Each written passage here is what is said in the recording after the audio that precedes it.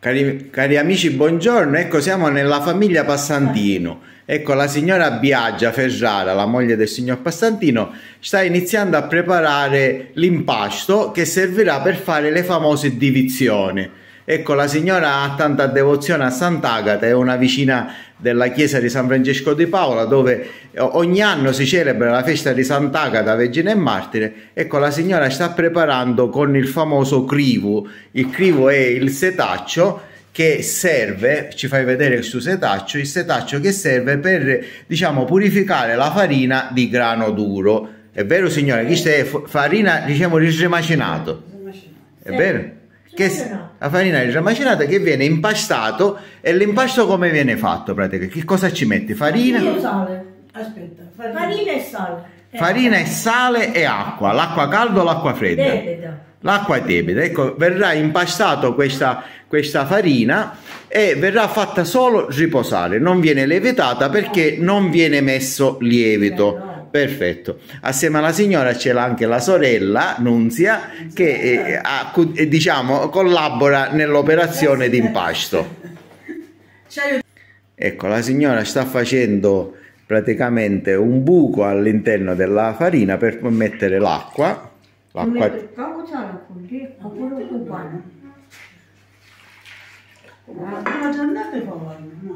Ecco, hai visto? L'impasto fatto una famosa maida. Ecco, è un, diciamo, recipiente di legno di faggio che diciamo è chiamata maida e viene utilizzata per effettuare l'impasto anche del pane, i famosi curdiruna e così via. Ecco. Ecco, la signora sta amalgamando la farina e sta realizzando l'impasto. Ripeto nuovamente, l'impasto viene effettuato con farina di grano duro, cosiddetta in gergo locale farina di remacinato, acqua tiepida e sale. Non viene aggiunto nessun altro prodotto, neanche il lievito, perché questi famosi divizioni che poi verranno lavorate vengono fatte solo ed esclusivamente senza lievito. Sono un po' duri da mangiare, ma questa è la tradizione. Ecco. Ci vuole un po' di forza anche per amalgamare sta farina. Ecco, l'impasto è pronto già per essere messo, diciamo, a riposo. Viene chiamato a letto, l'impasto viene messo nel letto, non perché deve lievitare, perché non vi è, diciamo, nell'impasto nessun lievito. L'impasto verrà fatto solo riposare praticamente, è solo per essere messo a riposo. Verrà fatto riposare per qualche ora e poi dopo questo periodo di riposo l'impasto verrà poi lavorato e verranno fatte le divizioni. Ecco qua. Ecco qua c'è anche l'immagine di Sant'Agata che raffigura praticamente il martirio della santa che viene martirizzata con il taglio del seno.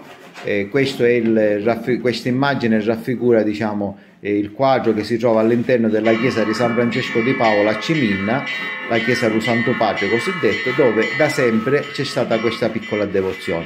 Anticamente vi era una chiesetta dedicata proprio a Sant'Agata che era nei pressi di San Francesco di Paola, ma quando la chiesa poi è andata diruta, il quadro di Sant'Agata e la devozione fu trasferito nella vicina chiesa di San Francesco di Paola, l'antica chiesa del Santo Padre, diciamo.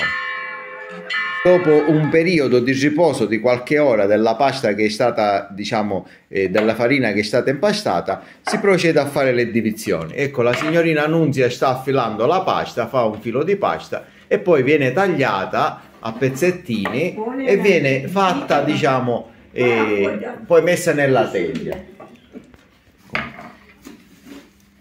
Ecco, signorina Nunzia, praticamente da chi hai imparato a fare queste divisioni? Un giorno da ragazza è venuta a sapere la Lobotta e mi ha invitato a fare le divisioni. E poi tutti gli anni abbiamo questa professione di fare il divisione a Sant'Agata. Ci uniamo 4 vicine di casa e siamo qua.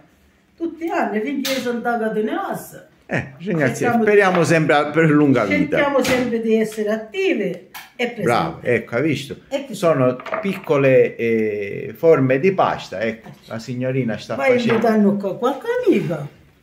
E che sa tutto. Benissimo. Oggi è venuto il Rosario a fare Il l'intervista. video. E siamo contenti di fare questa intervista. Resterà nella storia. Bravissima, e la pubblichiamo su Ticundum. E oggi Sant'Agata di una forza coraggio. Ecco, siamo alla fine dell'operazione, della realizzazione di queste divizioni. La signora Brasina sta uscendo dal forno le divizioni che sono già pronte per essere consumate. Ecco, bravissima la signora, tutto fatto come antica tradizione, bravissima.